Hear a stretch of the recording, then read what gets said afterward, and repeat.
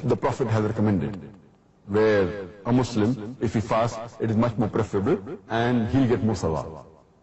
First is fasting in the month of Muharram, especially Ashura. Number 2 is fasting on the day of Arafah. Number 3 is fasting during the first 10 days of the month of Dhul Hajj. Number 4, fasting in the month of Shawwal. Number 5 is fasting in the month of Sha'ban. Number 6 is fasting during the forbidden months, Ashura Hurum, the forbidden months. Number 7 is fasting on the Ayyam al-Bid, that's 3 days in the month, 13, 14 and 15 of every month. Number 8 is fasting on Mondays and Thursdays. And number 9 is fasting on alternate days of the year. So these are the 9 types of fasts which the Prophet had specially recommended. So 9 different categories. Could you tell us which are the most important of all the voluntary fasts?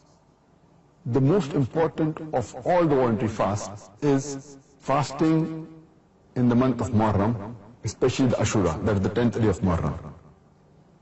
And our beloved Prophet Muhammad said, it's mentioned in hadith of Sahih Muslim, volume number 2, in the book of fasting, hadith number 2612, where a person asked the Prophet that which is the most important of the prayers after the prescribed prayers, after the Fard prayers, and which is the most important fast after the Fard fast, after the fast in the month of Ramadan. Prophet replied, the most important prayer after the Fard prayers is the prayer at night.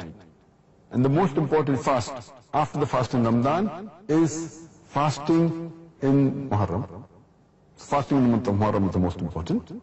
And our beloved Prophet ﷺ further said, it's mentioned in the hadith of Tirmidhi, in the book of fasting, hadith number 752, the beloved Prophet said that whoever fasts on the day of Ashura, it is expiation of his sins for the previous years. All the sins that he did in the previous year, it will be expiated.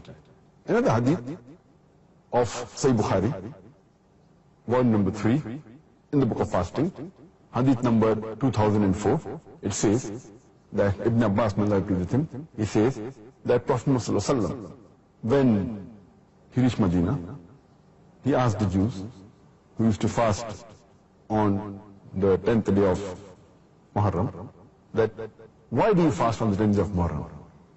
So they replied that the Bani Israel got the freedom from the enemies, and Allah subhanahu wa ta'ala gave them freedom on this day. And Prophet Moses, peace be upon him, he fasted on this day. So Prophet ﷺ replied that we have more right over Prophet Moses, peace be upon him, than you do. And he commanded the Muslims that they should fast on the 10th of Muharram, that is the Ashura. There's another hadith in Sunan Abu Dawud, volume number 2, in the book of fasting, hadith number 2439, where Ibn Abbas says, may Allah be with him, that when Prophet ﷺ said that the Muslims should fast on the 10th of Muharram, on the day of Ashura, some of the Sahaba, some of the companions of the Prophet came and told him that this is the day which is celebrated by the Jews. It's an important day for them. The Prophet said, next year, inshallah, we'll also fast on the 9th. But unfortunately, the Prophet did not live to see the next year. He expired before that. It's mentioned in Sunan Nasai, book of fasting, hadith number 2416, that the Prophet did not miss 4 things. Number 1 is fasting on the day of Ashura. Number 2, fasting the first 10 days of Dhul Hajj. Number 3, fasting 3 days every month, the Ayyam al-Bid, and praying the Sunnat Salah before the Fajr Salah. So based on this, we come to know that it's very good to fast on Ashura, that is the 10th day of Muharram.